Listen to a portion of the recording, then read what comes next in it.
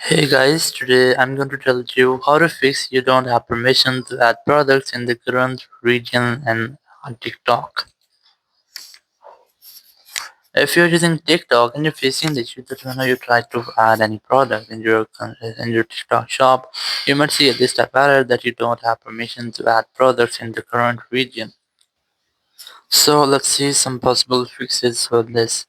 So the very first thing you just have to go back and you have to make sure that in the region TikTok Sport shop. So if you're using TikTok from any region in which TikTok shop is not supported, so you're unable to use TikTok shop or you might have the issue, you can try to use a VPN to fix that.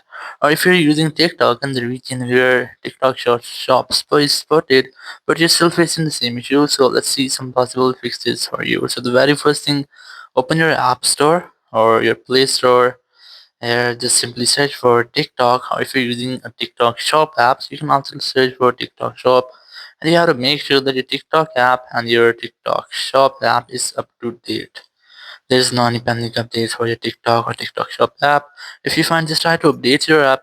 So once you update it, just go back and you have to retry if your issue has been fixed or not. If it's still not fixed, just go to your TikTok app here, just tap on the profile option at the bottom right, tap on three horizontal lines at the top right, tap on settings and privacy, just select free up space option, and just try to clear cache from your TikTok. Just tap on clear again.